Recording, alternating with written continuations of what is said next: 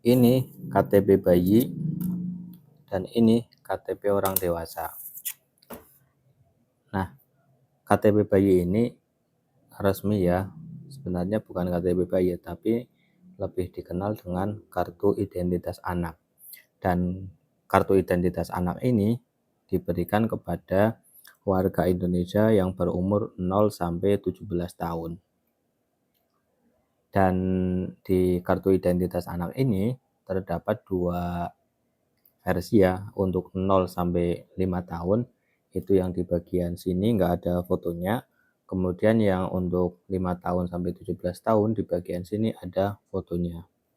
Dan keduanya ini antara KTP dan KIA itu sudah ada di aplikasi IKD, Identitas Kependudukan Digital. Jadi kalau Anda sudah install aplikasinya, berarti akan muncul KIA-nya juga.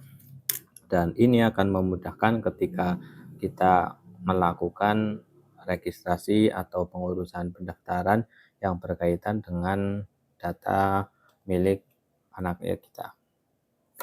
Nah, cara pengurusannya itu ada beberapa terobosan sebenarnya. Ada yang memang ketika pembuatan akte kelahiran itu langsung diberikan KIA, ada juga yang perlu pengajuan.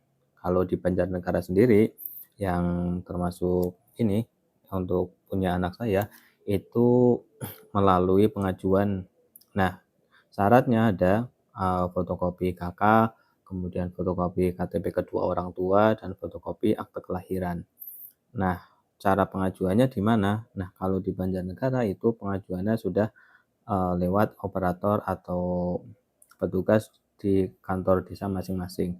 Karena setiap desa itu ada operator siak yang mengurusi hal-hal yang berkaitan dengan administrasi kependudukan. Jadi bagi Anda yang pengen punya anaknya punya kartu identitas anak, silahkan ajukan permohonan cetaknya lewat petugas di kantor desa masing-masing.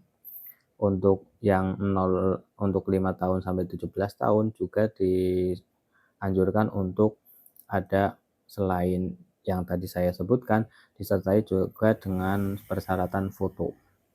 Nah, kemudian di bagian sini ya, di bagian ini selain ada NIK, kemudian nama lengkap, tempat tanggal lahir, jenis kelamin, kemudian golongan darah dan alamat lengkap seperti di KTP. Bedanya adalah untuk di KIA itu ada nomor KK, nomor kartu keluarga, dan nama kepala keluarga. Jadi bedanya antara KTP kemudian KIA itu di bagian KIA itu ada tambahan nomor KK sama nama kepala keluarga. Jika ada punya pertanyaan soal KIA, bisa tulis di kolom komentar, nanti saya akan jawab di video selanjutnya.